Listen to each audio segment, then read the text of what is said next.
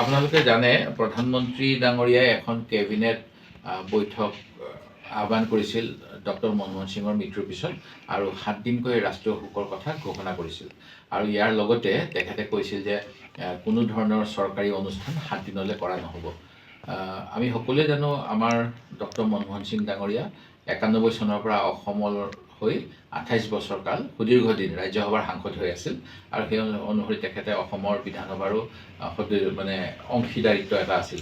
তদুপৰি অসমৰ পৰা তেখেতে 10 বছৰ দিন ৰাজ্যসভাৰ সাংসদ হোৱাৰ উপৰিও ভাৰতৰ প্ৰধানমন্ত্ৰী হৈ আছিল। মুখ্যমন্ত্ৰী মহোদয়ে এটা টুইট বা শোকবাৰ্তাত যথেষ্টখিনি কথা উল্লেখ কৰিছে, কিন্তু তেখেতৰ কাম আৰু কথাৰ মাজত মই বহুত বিসংগতি দেখা পাইছোঁ।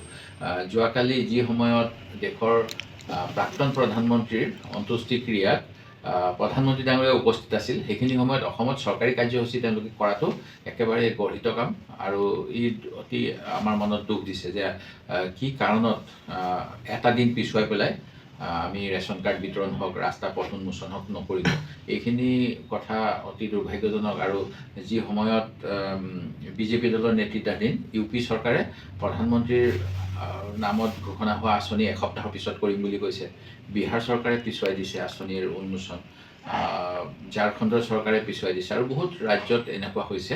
সেইখিনি সময়ত কিন্তু অসমৰ মুখ্যমন্ত্ৰীয়ে সেইখিনি সৌজন্যতা নেদেখুৱাটো অতি বেদনাদায়ক। মই গোটেই কথাখিনি প্ৰধানমন্ত্ৰীৰ দৃষ্টি আকৰ্ষণ কৰিছোঁ আৰু এখন পত্ৰ প্ৰেৰণ কৰি তেখেতক এই কথাটো মই যোৱাকালি অৱগত কৰিছোঁ, যাতে আগন্তুক 1 তাৰিখলৈকে এনেকুৱা কোনো পদক্ষেপ অসম চৰকাৰে নলয় যাৰ যোগেদি প্ৰধানমন্ত্ৰীজনৰ প্ৰতি অপমান কৰা হয়।